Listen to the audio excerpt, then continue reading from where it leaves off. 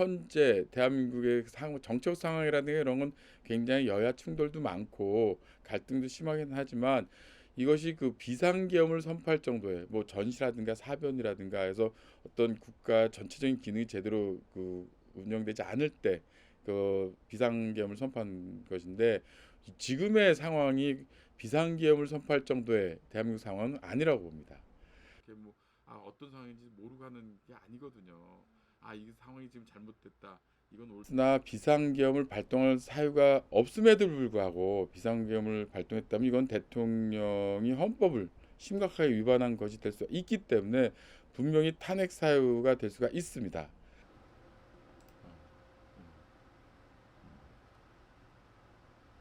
많이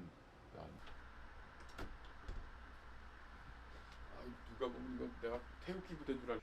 그다음에 이제 어제 그 군인들이 국회를 진입하고 이런 것과 관련돼서는 한편으로 이제 내란죄 위반 여부도 문제가 된다고 보는데 내란죄 위반 여부라는 건 어떤 그 국헌을 문란한다든가 이런 걸 폭동을 통해서 국헌을 문란하게 한다는 건데 국헌 문란이라는 건 이제 국가기관의 기능을 마비시킨다든가 하는 거기 때문에 요 내란죄에 해당되는지 여부는 좀 더 종합적으로 다 판단을 해서 그 해당된 여부를 살펴봐야 될 것이라고 봅니다.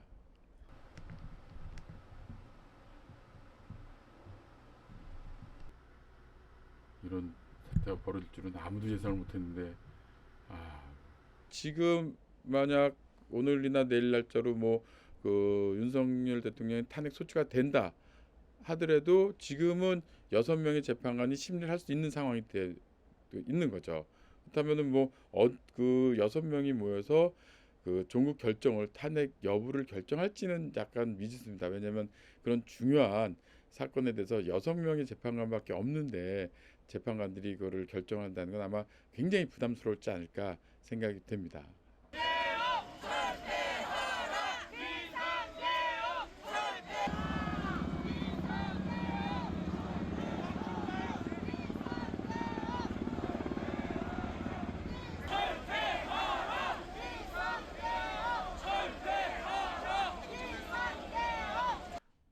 뭐 제대로 군 투입도 안 됐고 이게 계엄이라고는 얘기를 하는데 상당히 좀 여러 가지 이 구멍이 많았던 그런 측면이 있다라는 것이 저는 그래서 이 두 가지라고 저는 생각을 해요.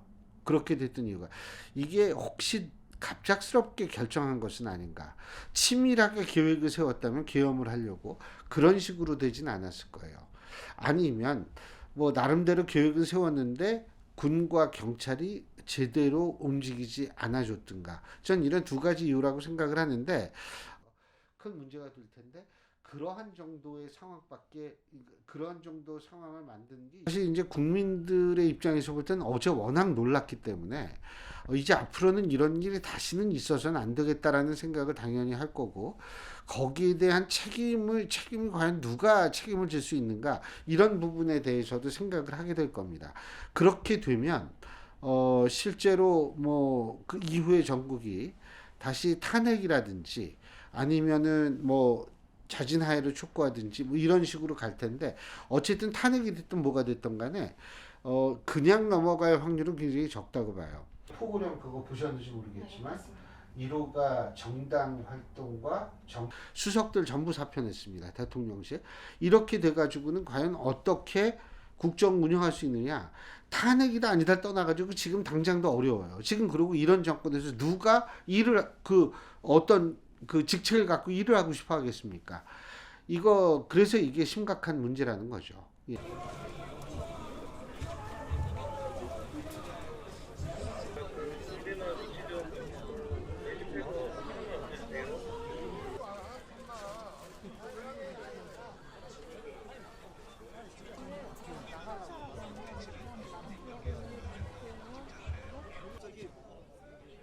저 사람 당한 사람 왔잖아요, 그 사람. 저기.